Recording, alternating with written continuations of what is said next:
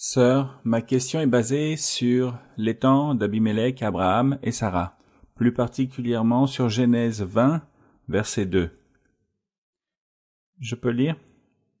Abraham disait de Sarah, sa femme, « C'est ma sœur. » Abimélec, roi de Guérar, fit enlever Sarah. Sœur, de manière évidente, Abraham a menti à cette occasion pour protéger sa vie. Et nous tous qui sommes là savons que c'était une stratégie, mais est-ce qu'il existe une limite, sœur, dans ce type d'action? Est-ce que nous pouvons mentir et nous justifier en disant que c'est une stratégie ou nous ne devons pas entrer dans cette erreur et déplaire au Seigneur? Bon, commençons par analyser qu'Abraham n'était pas sous la loi de Moïse. Pour lui, cela n'était pas un péché car il n'était pas encore sous la loi de Moïse quand Abraham a fait cela. Donc pour lui, ce n'était pas un péché car jusqu'à présent, Dieu ne lui avait pas dit de ne pas faire ces choses, de ne pas dire de mensonges. Donc il n'était pas sous la loi, c'est la première chose à analyser. L'autre chose à analyser, il faut regarder ce qu'est un mensonge. Parce que parfois, les gens appellent tout mensonge.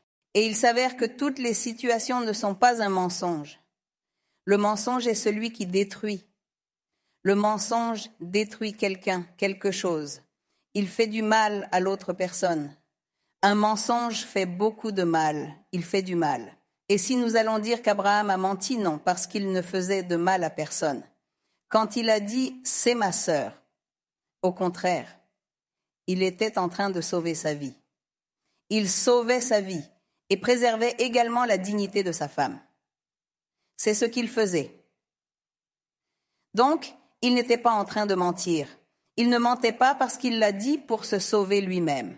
Car sinon, le roi aurait ordonné de lui ôter la vie pour la garder pour lui. C'est donc ce qu'Abraham a pensé. Je veux me protéger et aussi éviter qu'elle ne soit pratiquement violée. Donc, il ne fait aucun mal en faisant ce que nous pensons être un mensonge. Ce n'est pas un mensonge, car il ne fait de mal à personne et le roi n'a pas été lésé.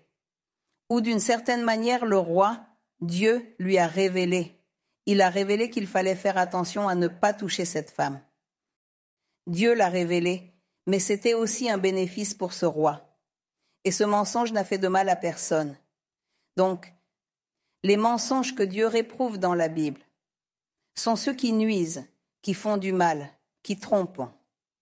C'est lorsqu'une personne se sent blessée, se sent mal parce qu'on lui a menti, parce qu'elle avait confiance en quelque chose et on lui a dit un mensonge. Elle avait confiance en quelque chose et on lui dit, on lui ment. On lui dit que ce n'est pas le cas. Et si cela se produit, alors il se sent lésé, il se sent mal, il se sent moqué, il se sent humilié, il ressent tout, il ressent la douleur, il ressent la jalousie, peu importe la cause. À cause de ce mensonge, quelle qu'en soit la nature, il y a une conséquence. C'est le véritable mensonge. Et dans cette histoire d'Abraham, il n'y avait pas de mensonge. Il n'y avait pas de mensonge en lui, et Dieu ne s'est pas fâché contre lui pour avoir agi ainsi. Au contraire, Dieu lui a peut-être donné l'astuce pour se défendre de cette manière. Il en fut de même pour le roi David, lorsqu'on cherchait à lui ôter la vie, et lorsqu'il était entre les mains de l'ennemi. Et il est écrit qu'il a feint la folie. Il a feint la folie pour sauver sa vie. Sinon, on lui aurait ôté la vie. Et comme il a feint la folie, l'autre a dit « Non, laissez ce fou, ne faites pas attention à lui, il fut sauvé grâce à cela. » Ce qu'il a fait n'est pas un mensonge et Dieu ne l'a pas jugé comme s'il s'agissait d'un mensonge parce qu'il n'a fait de mal à personne. Il n'a nui à personne. Cela étant dit, le vrai mensonge fait beaucoup de mal, il fait du tort.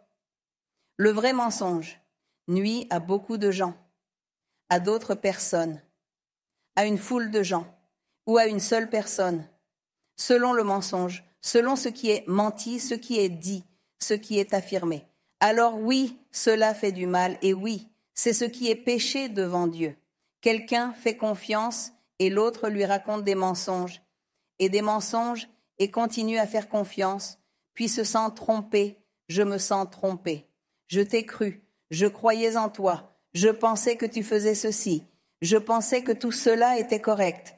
Regardez maintenant comment je me sens. Trompé, déçu, on m'a trompé, maintenant je me sens mal, maintenant je ne te crois plus.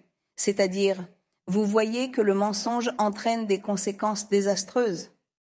C'est là le véritable mensonge, qui est un péché devant Dieu, c'est-à-dire pratiquement ne pas nous tromper les uns les autres. Bien, frères.